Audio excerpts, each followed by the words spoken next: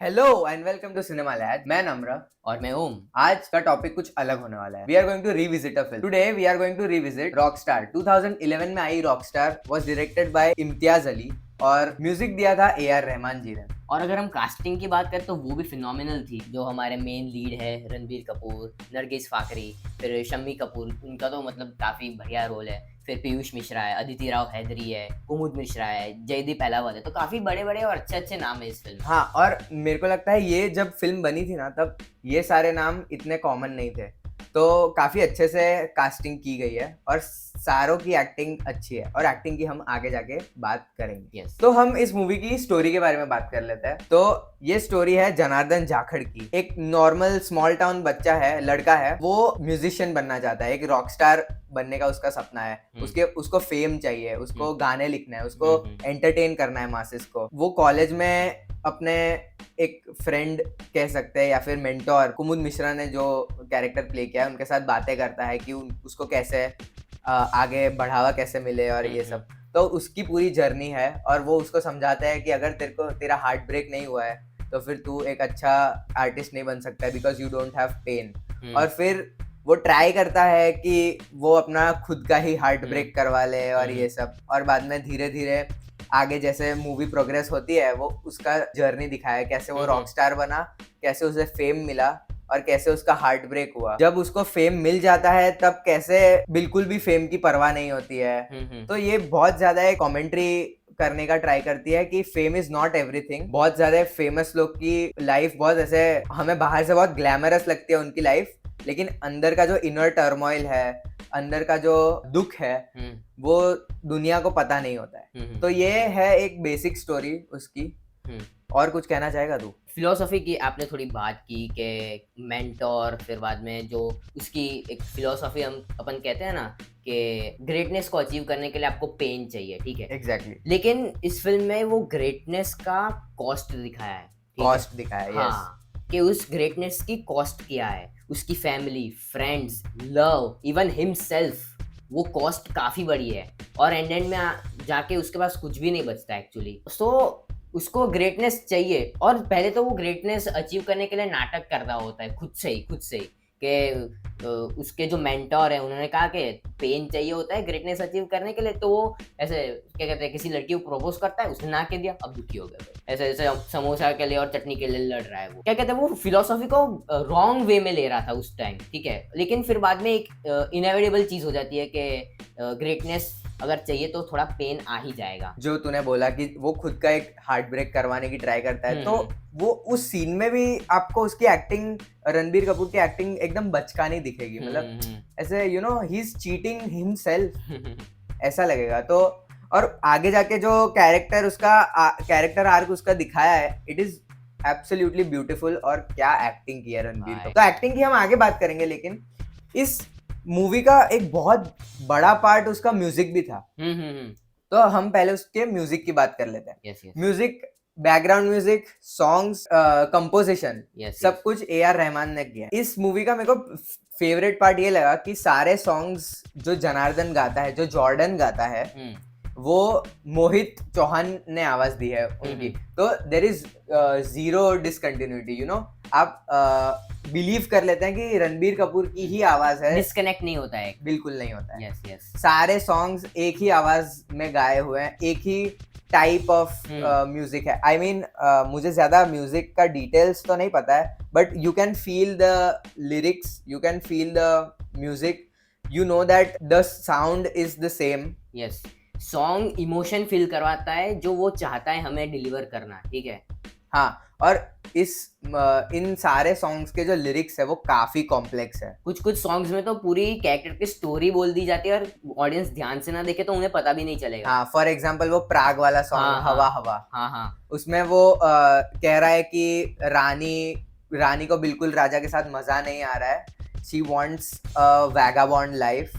She wants freedom. She does not like the royal and gold and all that. ये पूरे हीर की कहानी है। वो पूरी उसका शादी हो जाती है लेकिन उसको बाहर घूमना है, आवारागर्दी कर, उसको अपनी तरफ से लाइफ जीनी होती है और वो पूरी चीज एक सॉन्ग में यस सिर्फ 5 मिनट्स में हीर की पूरी कहानी उसमें बता दी है। हाँ हाँ तो ये बहुत अच्छे से क्राफ्ट किया है डायरेक्टर ने। He has told the story in just 5 minutes and yet हमें ऐसा लगता है कि अभी बहुत कुछ बाकी है उस स्टोरी। यस। और अगर क्या कहते हैं म्यूजिक की अगर हम बात करें तो मुझे अभी भी याद है जो एंड का सॉन्ग है नादान परिंदे। जैसे जैसे वो थोड़ा एंड पे आता है ना, गूज़बम्स आ गए थे मेरे को देखते हुए। मेरे को shit द यार। Placement of the song. हाँ कुछ कुछ मूवी में, जैसे अभी बॉलीवुड की बहुत सारी मूवीज होती है, हमें काफी सारी मूवीज में ये कंप्लेंट होती है कि सॉन्ग कहीं से भी बीच में आ गया है। लेकिन इस मूवी की ब्यूटी ये है कि सॉन्ग इस मूवी के स्क्रीन प्ले में एम्बेडेड है। यस अगर सॉन्ग्स नहीं होंगे तो स्टोरी आगे बढ़ेगी ही नहीं। बिल्कुल भी नहीं। जैसे मैं वो नादान परिंदे की बात कर रहा था, हाँ। ठीक है, उसमें लिरिक भी है घर आजा। तो वो घर आजा के उस टाइम पे उस सीन में बहुत सारे मतलब हो रहे थे। वो ये भी कह रहा है कि हीर तू घर आजा, वो खुद को भी कह रहा है कि घर आजा। बहुत बहुत केओस हो गया, अभी वापस घर आ जाओ, शांति से जीते हैं। हाँ ये और उसका एक और सेंस में भी होता है कि हीर मतलब घर चली गई, भगवान के घर चली गई, वो हाँ। भी एक मीनिंग होता है, ठीक हाँ, है। वो exactly. बहुत ही इंटरप्रिटेशन बहुत सारे उसके, वाइड इंटरप्रिटेशन बहुत बहुत, और इतना खुला रखा है ना कि आप जो सोचो वो हो सकता है एक्चुअली वहां पे, ठीक है। ऐसा नहीं एंड कि नथिंग विल बी रॉन्ग। हाँ everything you think can be the truth. Yes yes, ऐसे एक पिंजरे में बंद करके नहीं रखा एक बॉक्स में, ठीक है। काफी ओपन एरिया है वो सॉन्ग, वो हाँ। जो लिरिक है। नॉट ओनली दैट, एक बहुत इंटरेस्टिंग फैक्ट है उस सॉन्ग को लेके। उसमें एक लिरिक है, स्टैंजा। हाँ हाँ एक लाइन है अच्छा। कि कागा रे मोरी इतनी अरज तो से चुन चुन खाइयो माँ। मैंने ये ए.आर. रहमान जी के इंटरव्यू में देखा था कि उन्होंने जब इम्तियाज अली से वो बात कर रहे थे मूवी के बारे में, तो वो ज्यादा इतने इंटरेस्टेड थे नहीं, लेकिन उनको ये लाइन इतनी पसंद आ गई थी कि ये लाइन सुन के ही वो रेडी हो गए ये मूवी करने के लिए, मतलब इस एल्बम को बनाने के लिए। और इवन जो लाइन है चुन चुन खायो मांस, उसके बाद तुरंत एक दूसरी लाइन आती है नैनो को छोड़ देना। मतलब मेरे को याद, बट मीनिंग ये है कि हाँ, पूरा मांस खा ले मेरा, पर आंखें रह देना, मुझे तुझे देखना है मरते हुए भी। हाँ, so that is so beautiful भाई। मतलब एक क्या कहते हैं, हॉरिफाइंग तो नहीं कहेंगे, लेकिन एक क्या कहते हैं, beauty of death. Yes yes, मरते हुए भी मैं तुझे देखना चाहता हूँ। अभी मेरे को इतना लव वव तक में कुछ मालूम नहीं है, लेकिन वो फील हो जाता है कि एक जो प्रेम भाव है, ठीक है, कोई व्यक्ति को लेके, कि इवन वो मरते टाइम भी यही सोच रहा है, इवन उसको कोई खाते टाइम भी यही सोच रहा है कि मैं तुझे बस देखना चाहता हूँ, मैं कुछ कर ना पाऊँ लेकिन मैं तुझे बस देखना चाहता हूँ। So that is so deep love and the lyrics transcend beyond feeling. Yes. और उस टाइम पे जब वो टेंजा वे बोलते हैं तो पीछे एक बहुत सटल म्यूजिक चलता है, ऐसा नहीं कि बहुत बड़ा एकदम ग्रैंड कुछ हो रहा है, बहुत सटल है, और वो कॉम्प्लीमेंट करता है एक्चुअली लिरिक्स को, ठीक है। ये तो सिर्फ एक ही सॉन्ग है, ऐसे मैं तो कहूँगा पूरा एल्बम मेरा फेवरेट एल्बम है। जब से मूवी रिलीज हुई थी तब मैं काफ़ी छोटा था, I guess I was in 4th और 5th, एंड वडोदरा में फिर ए.आर. रहमान का कॉन्सर्ट हुआ था, उसमें मैं गया था। तो उसमें उसने सारे सॉन्ग्स गाए थे रॉकस्टार के, and I fail in love with AR. Rahman. Yes yes, उसके बाद से आई नेवर लुक्ड बैक। उनका कोई भी सॉन्ग आता है, I am the first one to listen, even in उनका my family of course. Even उनका म्यूजिक पोनियन सेल्वन में भी काफी बढ़िया था, काफी बढ़िया था। उसकी अभी बात रहे थे, ये तो एक म्यूजिक की बात है कि ए.आर. रहमान एक कंपोजर कैसा, एक म्यूजिक कैसे देते हैं फिल्म को। उनकी जो म्यूजिक रेंज है ना वो काफी वाइड होती है, ठीक है। बहुत सारे इंस्ट्रूमेंट्स यूज करते हैं अपने एक ही सॉन्ग में, बहुत सारे मल्टी कल्चरल होता है, और म्यूजिक के भी काफी लेयर होते हैं उनमें। हाँ हाँ, 3 से 4 लेयर्स वो यूज करता है, वो तो कॉमन होता है। हाँ बेसिक, वही एक ही सॉन्ग में वो 3 से 4 लेयर्स ऑफ इंस्ट्रूमेंट्स यूज करेंगे। yes. तो ये तो हो गई म्यूजिक, लिरिक्स, फिलोसफी की बात। हाँ, अब हम करेंगे बात सिनेमाटोग्राफी। अरे सिनेमाटोग्राफी इसकी बहुत ज्यादा अच्छी है, लेकिन सिनेमाटोग्राफी के साथ एक और चीज जुड़ी हुई है, डायरेक्टर का विजन। इस मूवी में डायरेक्टर का विजन काफी ज्यादा ग्रैंड फील होता है, और उनका विजन आप फील कर लेते हैं इसकी सिनेमाटोग्राफी के थ्रू। यस यस, पर एक और एस्पेक्ट है जो इसको थोड़ा दबा देता है, वो है उसकी एडिटिंग की हम इन तीनों चीज की हम लोग एक ही सेगमेंट में अभी बात करेंगे। आई वॉन्ट टू से कि उनका जो सिनेमाटोग्राफी है ना इतना ब्यूटीफुल है, कुछ कुछ जगहों पे तो जो लैंडस्केप शॉट्स लिए हैं ना वो पेंटिंग की तरह लगता है, जैसे कि तू कल बोल रहा था। हाँ हाँ, वो एक पहाड़ है पीछे और हमारा जो मेन कैरेक्टर रणबीर कपूर का वो ऐसे खड़ा है क्लिफ के आगे, ठीक है। हाँ, तो पीछे जो चल रहा है ना वो पीछे से सनराइज हो रही है। हाँ हाँ, और इवन थोड़े दूर जाते जाते वो पहाड़ गायब हो जा रहे हैं ऐसे हाँ, फॉग में या फिर बादल में। हाँ, वो काफी ब्यूटीफुल लगता है, ठीक है। और इवन कश्मीर के जो शॉट्स हैं हाँ हाँ, वो बहुत ब्यूटीफुली शूट किए गए। लेकिन प्रॉब्लम क्या आती है ना कि एडिटिंग इतनी इनकंसिस्टेंट है ना। अरे एक सीन था जहाँ पे वो भी लैंडस्केप सीन था, वो भी बहुत ब्यूटीफुल था। हीर और जॉर्डन बाइक हाँ, चला वो रहे हैं प्राग में, हाँ। और अचानक से कट हो जाता है और कुछ और ही आ जाता है। फ्रेम रेट भी जिटर कर रहे, ऊपर रैंपिंग ठीक से हुई नहीं, पता नहीं वो एकदम वो एक ग्रीन लैंडस्केप है, वो काफी वियर्ड हो जाता है। इवन ये एडिटिंग का जो प्रॉब्लम है ना वो और भी काफी सारे सॉन्ग्स खास करके सॉन्ग्स के बीच में, ठीक है, एक सॉन्ग चल रहा है अचानक से कुछ और सीन आ गया। हाँ, कोई कॉन्टेक्स्ट नहीं है, कोई ट्रांजिशन नहीं है, फिर आपने वापस से वो सॉन्ग पे आ गया। एक मतलब एक एग्जांपल देता हूँ, सॉन्ग में बीच में शम्मी कपूर को मोन्टाज देना होता है, ठीक है, वो आ जाता है, वो बहुत बढ़िया लगता है, लेकिन वो कहाँ से आया, क्यों आया, कब आया, मतलब कोई सेंस नहीं बनाता वो बात का कभी, ठीक है। वो एक पार्ट है मोन्टाज का, ठीक है, कि हीर और हमारा जो जॉर्डन या फिर जनार्दन है उसके ऐसे खेल रहे, आवारागर्दी कर रहे हैं, ठीक है, लेकिन वो कहीं पे भी आ जाता है, ऐसा लगता है कि सॉन्ग के बीच में पता नहीं, और वहां पे तो सॉन्ग बंद भी हो जाता है जब वो सीन आता है, ठीक है। और वो सीन क्या है, वो सीन हमसे काफी कुछ चीजें कहने की ट्राई करता है और वो कन्वे भी हो जाती है। हाँ हाँ, पर प्लेसमेंट अच्छा नहीं था। हाँ, और इसी की वजह से मैं कह रहा हूँ कि एडिटिंग बहुत इनकंसिस्टेंट थी इस मूवी की। कहीं कहीं पे क्या कहते हैं, इवन कोई डायलॉग चल रहा है ना तो वहां पे अचानक से कट होके कहीं और चला गया। हाँ, या फिर कोई डायलॉग चल रहा है, ठीक है, और दूसरा सीन शुरू हो गया। हाँ, तो इसको एल कट एफ कट कहते हैं, लेकिन इसको बहुत गंदी तरीके से यूज किया, मैं ये कहना चाहता हूँ। अग्रीड। टेक्निकल टर्म में एल कट एफ कट होता है, ठीक है, और एल कट समझा दे थोड़ा हमें। हाँ, एल कट होता क्या है कि सीन खत्म हो गया लेकिन ऑडियो चल रहा है। ऐसे ऊपर अगर हम एडिटिंग ट्रे में देखेंगे ना तो एक्चुअली एल दिखता है, ठीक है। Okay. और एफ कट क्या होता है कि सीन चल रहा है और साउंड दूसरे का शुरू हो गया, दूसरे सीन का, तो उसको एफ कट कहते हैं। तो अगर आप देखेंगे ना ट्रे में, एडिटिंग ट्रे में, तो वो एफ और एल जैसा दिखता है, इसलिए उसको एल कट और एफ कट कहते हैं। तो उसको यहाँ पे एक्चुअली में कई जगह पे अच्छा यूज किया, लेकिन कहीं कहीं पे खासकर सॉन्ग्स में या फिर कोई नॉर्मल कॉन्वर्सेशन सीन चल रहा है वहां पे और ये एफ कट का मैं एक बात बोलता हूँ, जो लास्ट सीन ऑलमोस्ट क्लाइमैक्स के पास का एक सीन है, जब हीर बेड रिडन है। हाँ हाँ, और वो हाँ, अपने हस्बैंड के साथ बात हाँ, कर रही है, तब वो एफ कट का इतना घटिया उपयोग किया है उन्होंने, बहुत बकवास लग रहा था। मैंने तुम्हें धोखा दिया है जय, मैंने लाइन क्रॉस की है, मुझे उस वक्त भी मालूम था मैं गलत कर रही हूँ।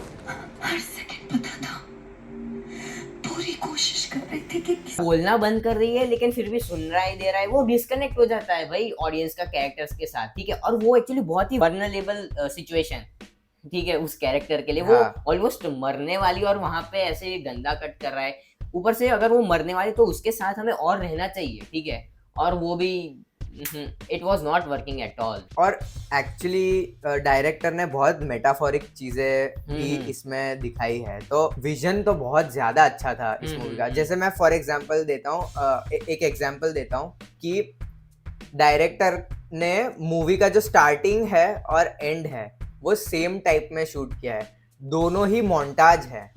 लेकिन मैं आपको एक्सप्लेन करता हूँ कि जैसे स्टार्टिंग में जॉर्डन गा रहा है, जो भी मैं कहना चाहूँ, जो सॉन्ग है वो स्टार्टिंग में आता है, और जॉर्डन की अलग अलग जगहों पे जॉर्डन ये सॉन्ग गा रहा है, अपनी बहन को सुना रहा है, क्राउड्स को सुना रहा है, हीर को सुना रहा है, और बाद में बस स्टैंड पे जो खड़े हैं वो लोगों को सुना रहा है। तो उधर जाके ये सीन कट होता है। उसके बाद एंड में तो मतलब स्टार्टिंग में ये कहना चाहता है डायरेक्टर कि उसकी जो प्रायोरिटीज थी कि उसको दुनिया को गाने सुनाना है, उसको सबको अपना म्यूजिक बांटना है, और बाद में एंड में ही सेम टाइप का मोन्टाज आता है और वो तुम हो सॉन्ग बजने लगता है। हाँ। तो उसमें वो गाने सुना रहा है अलग अलग शॉट में, लेकिन सिर्फ हीर को। हाँ, अलग अलग अपने लाइफ के टाइम स्टेजेस पे, ठीक है, हाँ, अलग अलग time। स्टेजेस में वो हीर को ही गाना सुनाया, तो दैट मीन्स कि उसका जो कैरेक्टर है वो कैसा ग्रो हुआ है। हाँ उसके लिए प्रायोरिटी थी फेम पहले,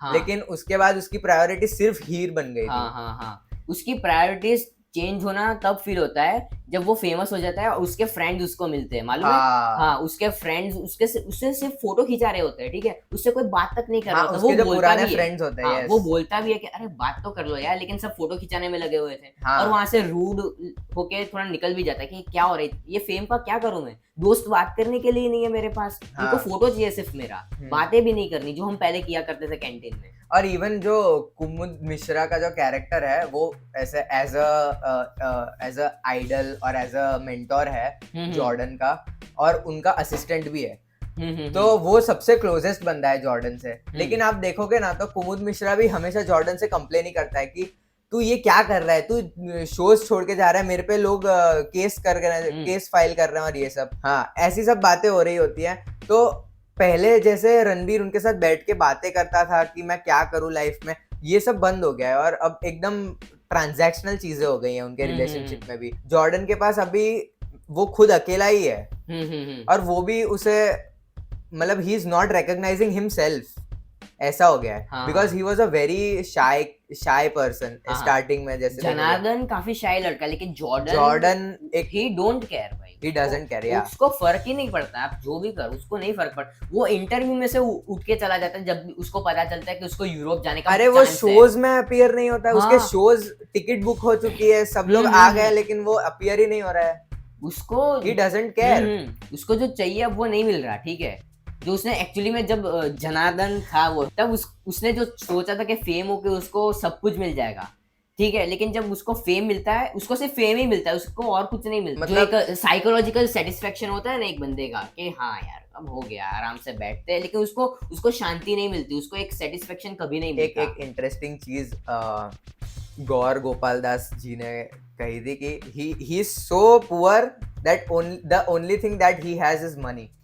उसके पास सिर्फ पैसा होता है, शोहरत होती है, लेकिन उसका इनर पीस नहीं होता है। Yes, ना ही वो खुद को अब पहचान पा रहा है, ना ही उसके पास प्यार है, ना ही उसके पास फ्रेंड्स है, ना ही उसके पास अब फैमिली है। सब कुछ छूट चुका है, सब कुछ लिटरली। मतलब अगर उसका कैरेक्टर आर्क देखे ना, जनार्दन टू जॉर्डन, वो काफी बदल गया है, ठीक है। अब हम बात करते हैं कलर ग्रेडिंग की, ठीक है। वो भी काफी वाइब्रेंट, क्या कहते हैं, वो कलर ग्रेडिंग ना एक वाइब देती है कि एक रॉकस्टार एक कैसे कपड़े पहनते, एकदम फंकी टाइप। और जो जॉर्डन वाला रॉकस्टार है वो बाकी सारे रॉकस्टार से काफी अलग है, ठीक है। वो क्या कहते हैं, एक डिसैचुरेटेड कलरफुल वर्ल्ड में जीता है, ठीक है। डिसैचुरेटेड इसलिए क्योंकि उसको सब कुछ डिसैचुरेटेड लगता है, लेकिन वर्ल्ड है कलरफुल, ठीक है। उसका जो व्यू है ना देखने का, वो काफी बदल गया जैसे वो फेमस होता है, जैसे वो जॉर्डन बनता है, ठीक है।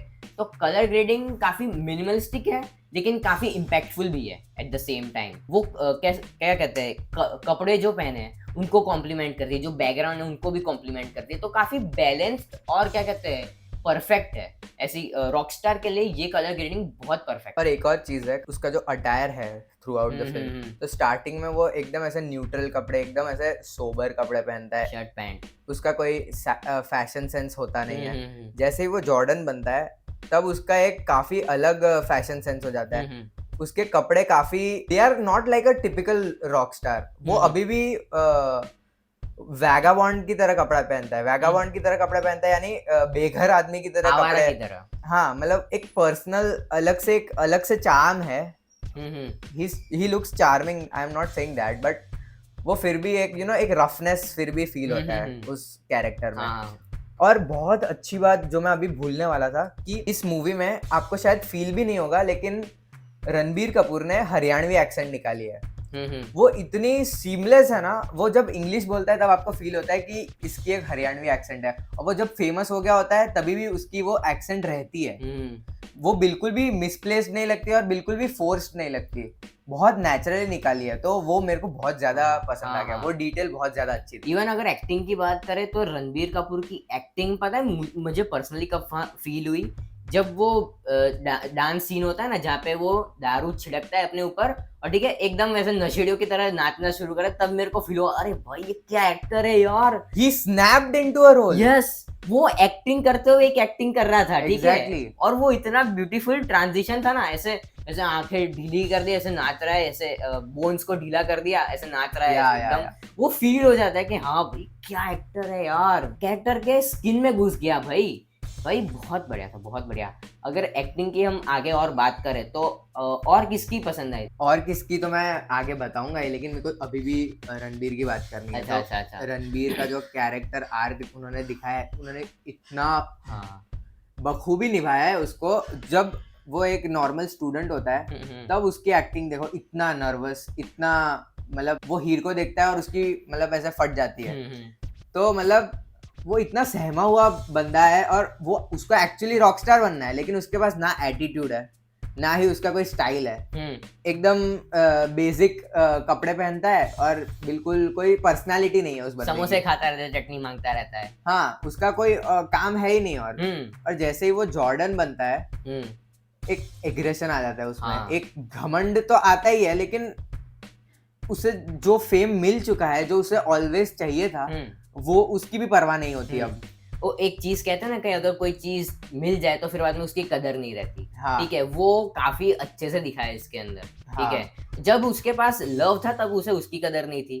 ठीक है, लेकिन जब उसके पास फेम आ जाता है, ठीक है, जिसको वो चाह रहा, इतनी पूरी फिल्म में फेम चाह रहा होता है, जब वो मिल जाती है तब उसकी परवाह नहीं है, उसको उस टाइम पे लव की परवाह होती है। ठीक है, तो उसकी जो प्रायोरिटीज है ना, वो प्रायोरिटीज रहती है, लेकिन जैसे वो प्रायोरिटीज पूरी हो जाती है ना, फिर बाद में उसका कोई वैल्यू नहीं बचती। एक सीन है, बहुत ज्यादा अच्छा सीन है, जब हीर की शादी होने वाली होती है और वो जॉर्डन के साथ, मतलब जेजे के साथ, तब उसका नाम जेजे होता है, तो वो जेजे के साथ मस्ती कर रही होती है। और जिस दिन उसकी शादी होती है, तो वो बोलती है जेजे को कि कुछ भी मत पूछ लेना, मैं सच बोल दूंगी। और वो समझ नहीं पाता उस टाइम पे, लेकिन वो पूछता है कि क्या क्या क्या सच बोल देगी, तो वो बोलती है हाँ, और वो मीन कर रही होती है कि yes I love you. But वो समझ नहीं पाता है जॉर्डन, जनार्दन या जेजे या जो भी,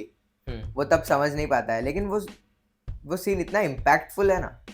आई मीन नरगिस फकरी की एक्टिंग बहुत ज्यादा बकवास थी इस मूवी में, पर उन्होंने वो जो डायलॉग लिखा है ना, दैट एलिवेट्स हर एक्टिंग। हाँ। अब नरगिस फकरी की बात कर ही रहे हैं, तो तो उनकी एक्टिंग बहुत ज्यादा बकवास थी। ये मूवी का सबसे वीकेस्ट पार्ट नरगिस फकरी ही थी। उनको ना ही एक्सेंट आती है, उनको ना ही हिंदी बोलनी आती है, उनकी आवाज कानों में चुभ रही थी। और मुझे फॉर अ फैक्ट पता है कि इन्होंने खुद की आवाज नहीं दी, डब करवाई है 110%। I know that. जितना एडिटिंग आपको प्रॉब्लम नहीं देती, ठीक है, एडिटिंग तो चलता है। वो देखो फिल्म में क्या होता है, चीज चल रही होती है, ठीक है, तो वो कहीं ना कहीं चली जाएगी। एडिटिंग कैसा है, हम लोग जैसे लोग नोटिस कर लेंगे जो सिनेफाइल्स है, लेकिन नॉर्मल पब्लिक को एक्टिंग ज्यादा अफेक्ट करेगी, because acting is the thing that brings you into the movie. और अगर अच्छी नहीं होगी तो फिर वो आपको डिस्कनेक्ट भी करवा देगी भाई। और अगर एक्टिंग की बात करें भाई, मेरे को बिल्कुल नहीं, मैं एक्चुअली राह देख रहा था कि जाए यार। हाँ, मैं एक्चुअली वेट कर रहा था कि जाओ यार, मेरे को नहीं देखना है। मेरे को रणबीर दिखाओ यार तुम। वही, मेरे को रणबीर दिखाओ, उसके अलग जो दूसरे कैरेक्टर्स है, पीयूष मिश्रा दिखाओ उसका तो सबसे ज्यादा फनी सीन्स है भाई। कुमुद मिश्रा दिखाओ यार। हाँ यार, वो ऐसे मतलब कैसे वो उसका मैनेजर बन गया, ठीक है, एक टी स्टॉल तो नहीं, लेकिन एक कैंटीन ओनर से कैसे वो एक मैनेजर बन गया, उसका थोड़ा दिखा दो। लेकिन क्या कहते हैं, वो भी इम्पोर्टेंट था, ठीक है, नरगिस का जो दिखाना था, ठीक है, वो भी इम्पोर्टेंट था, लेकिन जो एक्टिंग बिल्कुल भी, मतलब ऊपर से उसके सामने रणबीर कपूर है जो इतने बड़े एक्टर है, तो बिल्कुल भी नहीं। मेरा एक ओपिनियन है, मतलब ये पर्सनल ओपिनियन है, अगर नरगिस और अदिति राव हैदरी का स्वैप कर दिया होता ना रोल, तो बहुत बेटर होता। क्योंकि अदिति राव हैदरी की रेंज बहुत ज्यादा अच्छी है, वो इमोशनल सीन्स में इतना अच्छा डिलीवर करती है ना। अदिति राव हैदरी की बात करते हैं, उनके पास काम बहुत कम था इस मूवी में, पर उन्होंने जितना भी काम था ना, उन्होंने बहुत बखूबी निभाया है। Yes yes yes. उनका जो कैरेक्टर था मीडिया मतलब जर्नलिस्ट का, उन्होंने बहुत अच्छे से प्ले किया है। और कुछ सीन्स हैं इमोशनल सीन्स, उनको दिए हुए हैं, और उन्होंने बहुत छोटे टाइम में बहुत ज्यादा अच्छी एक्टिंग करके दिखाई है। मैं एग्जांपल देता हूँ, वो रिपोर्टर का रोल है ना, तो अगर कोई जॉर्डन के बारे में इमोशनल चीज पता चलती है ना, तो उसको भी ऐसे न्यूज तरीके देखती है, ठीक है, कि उसका कोई इमोशनल बैकग्राउंड है, जैसे कि उसका जो हीर के साथ है, तो उसको ऐसे न्यूज देखती है कि रॉकस्टार का हमें गरम गरम मसाला वाली एक खबर मिल गई है, ठीक है, उसको हम दिखाते हैं। फ्रंट स्टोरी, हाँ ऐसा बोलती है वो। यस यस, तो वो अपने कैरेक्टर में काफी रहती है, ठीक है, ना कि हीर की जो एक्ट्रेस है उसकी तरह। ऑफ कोर्स एक और एक्टर एक्टिंग के भगवान अरे शामी कपूर जी। अरे अरे अरे शमी कपूर जी को इसमें बहुत कम रोल दिया है, लेकिन उन्होंने इतने 5 मिनट के रोल को भी इतना खूबसूरती से अरे। निभाया है। हम लोग तो बिल्कुल जज नहीं कर सकते यस उनकी यस एक्टिंग, यस, हमारी कोई औकात नहीं है, लेकिन wow, just wow, I will not say anything about it. 5 minute का रोल में उन्होंने जितनी एक्टिंग की है ना, उतना तो नरगिस ने पूरी पूरे picture फिल्म में में नहीं की। भाई भाई वो नरगिस एक्टिंग करी नहीं भाई। नहीं कर पाएगी। तो ये हो गई एक्टिंग की बात। अब हम बात करते हैं डायलॉग डिलीवरी। तो मैं एक्टिंग के साथ मैं बोला था डायलॉग डिलीवरी, कुछ सीन्स में डायलॉग डिलीवरी भी मेरे को ठीक नहीं लगी। डायलॉग्स अच्छे हैं पर डिलीवरी की बात कर रहा हूँ। जैसे हीर की जो बहन है मैंडी, वो हाँ। संजना संगी ने प्ले किया है, और as a young actress you can excuse her for her mistakes, but बहुत ज्यादा ऐसे चिल्ला चिल्ला के बोल रही है, बहुत खींच के एकदम बिल्कुल, मतलब मुंह में नींबू निचोड़ दिया वैसा लगता है, मतलब मजा नहीं आता, एकदम मतलब स्वाद बिगाड़ देती है। हाँ, अग्रीड, मतलब अजीब था बहुत। अब थोड़े इंटरेस्टिंग फैक्ट्स के बारे में बात करते हैं। तू स्टार्ट कर, तेरे को। मेरे को तो एक्चुअली एक मालूम है, ठीक है, मैंने इतना फॉलो नहीं किया, लेकिन मेरे को एक फैक्ट मालूम पता चला था कि जो पूरी फिल्म है वो नॉन क्रोनोलॉजी ऑर्डर में शूट हुई है, ठीक है। हाँ, जो क्लाइमैक्स है वो हाँ। पहले शूट हुआ था, और जो आखिरी में शूट हुआ था वो जो बस स्टैंड पे गिटार बजा रहा था वो लोगों last के बीच में, जहाँ पे उसको shoot थप्पड़ हुआ था। पड़ते हैं पुलिस से, हाँ। वो सबसे लास्ट सीन है, ठीक है। तो ये काफी कॉम्प्लिकेटेड और डिफिकल्ट सिचुएशन है एक डायरेक्टर के लिए, ठीक है, कि उसको याद रखना पड़ेगा, ठीक है, स्क्रिप्ट को कैसे डिवाइड किया होगा, कौन से शेड्यूल को कब शूट करना है, ठीक है। और उसके साथ साथ जो सॉन्ग है वो भी काफी सारी जगह पे उसके लाइफ टाइम में आता है, ठीक है, तो वो भी याद रखना भाई, मतलब काफी डिफिकल्ट स्केड्यूल होगा अगर मैं शूटिंग का देखूं भाई। एग्जैक्टली। ऊपर से एडिटिंग तो नॉन क्रोनोलॉजी ऑर्डर में ही है, ठीक है, कभी फ्यूचर का पहले दिखाते हैं, कभी पास्ट का बाद में दिखाते हैं, ठीक है, तो वो काफी बढ़िया है। तो और एक इंटरेस्टिंग फैक्ट, एक बहुत इंटरेस्टिंग सॉन्ग है शहर में। तो ये जो सॉन्ग है वो सिर्फ स्क्रीन प्ले के लिए था, ये बिल्कुल भी इंटेंशन नहीं था कि ये एल्बम में होगा। तो इसका जब स्क्रीनिंग हुआ और जैसे ही 2-3 दिन गुजरे इस मूवी को, तो ये मैंने कहाँ पे देखा था एग्जैक्टली याद नहीं है, लेकिन उनके जो प्रोड्यूसर्स थे उन्होंने सबसे ओपिनियन मांगा कि कैसी लगी फिल्म और ऐसा कौन सा फेवरेट सॉन्ग था आपका। तो लोग उन्हें कह रहे शहर में मेरा फेवरेट था। अब शहर में तो उनको पता भी नहीं था कि ये कौन सा सॉन्ग है, ये तो हमने सॉन्ग रिकॉर्ड ही नहीं किया। तो तब जाके फिर उनको रियलाइज हुआ कि ये सॉन्ग बन सकता है, इट हैज अ पोटेंशियल। ऐसा 1 या 2 months after the release of the film they added शहर में after re recording it to the album. तो ये तो हो गई रिविजिट की बात। रेटिंग की, हमने इतने सालों बाद वापस ये मूवी देखी, इस मूवी को हम लोग 2023 में क्या रेट करेंगे? यस यस, अगर देखूं ना रेटिंग के मामले में, तो ये पूरी फिल्म एक मोन्टाज है, ठीक है, काफी एंगेजिंग रखती है, ठीक है, लेकिन जो वो नेगेटिव पॉइंट है ना, उसको मैं काट छाट के मैं आई थिंक 7.5 दूंगा आउट ऑफ 10। अग्रीड। यस। और मेरे हिसाब से ये थोड़ी close to my heart movie है, क्योंकि I love the album and because of that I think I will give it a 8.5 out of 10. And honestly, you giving it a 7.5 and I giving it an 8.5 says volumes about the movie, because ये movie इतनी अच्छी as की है ना, it has aged like a fine wine, because yes yes yes 2011 की sensibilities अभी की sensibilities से बहुत ज्यादा डिफरेंट हाँ। थी, लोगों के माइंडसेट चेंज हो गए, लेकिन अभी भी अगर हमें लगता है कि ये 7.5 और 8.5 डिजर्व करती है, दैट इज एब्सोल्युटली अमेजिंग। वो पेन मेंटेन रखती है, ठीक है, कैरेक्टर का। हाँ, फिल्म। आज का वीडियो थोड़ा ज्यादा सीरियस हो गया ऐसा लग रहा है मेरे को, but thank you guys for watching till here and bye bye.